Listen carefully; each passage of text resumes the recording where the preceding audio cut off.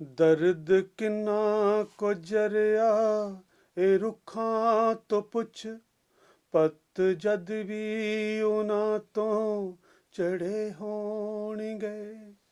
ਉਸ ਜੰਗਲ ਚੋਂ ਮੁਸ਼ਕਿਲ ਬੜਾ ਲੰਘਣਾ, ਬਿਰਖ ਜਿੱਥੇ ਉਦਾਸੇ ਖੜੇ ਹੋਣਗੇ, ਬਿਰਖ ਜਿੱਥੇ ਉਦਾਸੇ ਖੜੇ ਹੋਣਗੇ। ਬਲਦੇ ਜੰਗਲ ਦੇ ਵਿੱਚੋਂ ਬਚੇ ਨੇ ਉਹੀ, ਹੌਸਲੇ ਨਾਲ ਜਿਹੜੇ ਉੜੇ ਹੋਣਗੇ।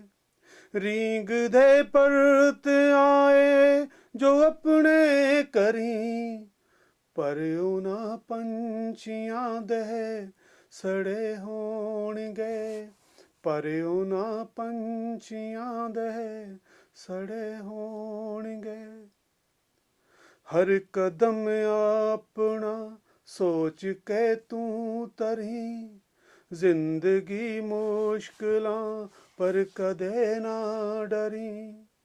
ਹੌਸਲੇ ਨਾਲ ਮੰਜ਼ਿਲ ਤੇ ਤੂੰ ਪਹੁੰਚਣਾ, ਤੇਰੇ ਰਾਹਾਂ 'ਚ ਪੱਥਰ ਬੜੇ ਹੋਣਗੇ, ਤੇਰੇ ਰਾਹਾਂ 'ਚ ਪੱਥਰ ਬੜੇ ਹੋਣਗੇ।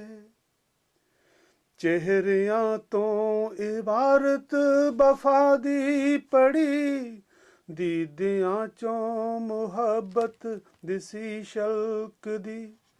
ਦੋਸਤੀ ਦਾ ਉਹ ਖੁਦ ਆਪ ਪੈਗਾਮ ਨੇ, ਹੱਥ ਵਿੱਚ ਫੁੱਲ ਜਿਨ੍ਹਾਂ ਦੇ ਫੜੇ ਹੋਣਗੇ, ਹੱਥ ਵਿੱਚ ਫੁੱਲ ਜਿਨ੍ਹਾਂ ਦੇ ਫੜੇ ਹੋਣਗੇ। ਆਖਰੀ ਸ਼ੇਰ ਆ।